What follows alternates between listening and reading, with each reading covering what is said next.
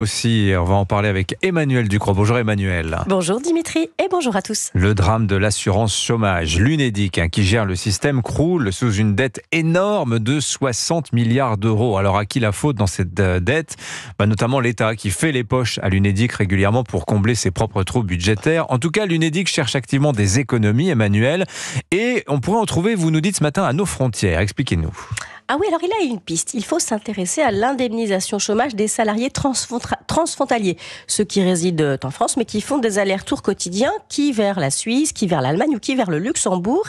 Ils travaillent dans ces pays, ils cotisent aux organismes de protection sociale dans ces pays, mais quand par malheur ils se retrouvent au chômage, c'est l'Unédic qui les indemnise en France sur ses fonds propres, sur ses propres fonds. Oui, c'est assez étonnant, mais les salariés sont indemnisés sur la base de leur salaire frontalier, c'est ça ? Oui, des salaires qui peuvent être le double ou le triple de ce qu'ils seraient en France pour les métiers en tension, par exemple.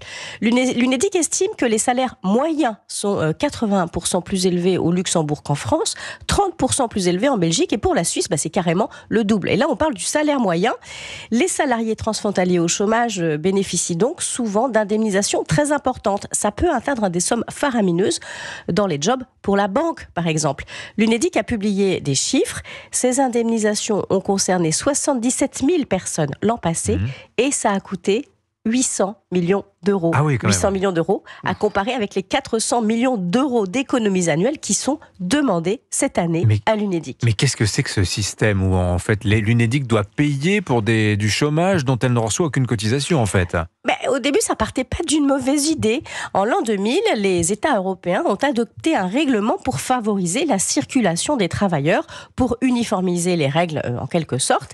Et cet accord a été étendu à la Suisse. Ça ne posait pas de problème à ce moment-là, parce que les écarts salariaux en Europe étaient assez limités.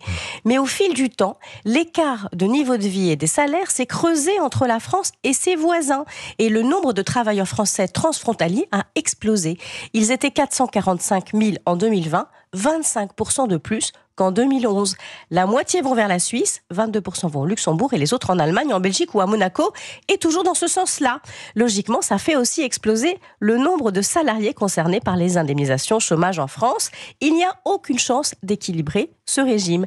Le cumul donne le tournis parce que l'Unédic estime qu'en 24 ans, le système lui a coûté 9 milliards d'euros. Et la France essaye de changer les choses ? Oui, depuis 2016, elle tente de faire modifier ce fameux règlement européen. Mais la Belgique, les Pays-Bas et le Luxembourg, un pays dont 50% de la main-d'œuvre vient d'autres pays d'Europe, ne sont évidemment pas d'accord. Ils n'ont pas envie de grever leur budget avec un chômage qu'ils peuvent faire endosser à leurs voisins et surtout à la France. Alors évidemment, ça lui semble pas très juste, mais c'est quand même un petit peu de sa faute à la France, d'une part, parce que la surtaxation du travail incite les salariés à aller voir ailleurs, là où l'herbe est plus verte, et puis elle indemnise le chômage mieux que ses voisins, ce qui incite les frontaliers à faire durer le plaisir. Alors il y a une piste pour corriger, ce serait d'indemniser les frontaliers sur la base d'un salaire de référence plus cohérent avec les standards français. C'est ce sur quoi le gouvernement travaille.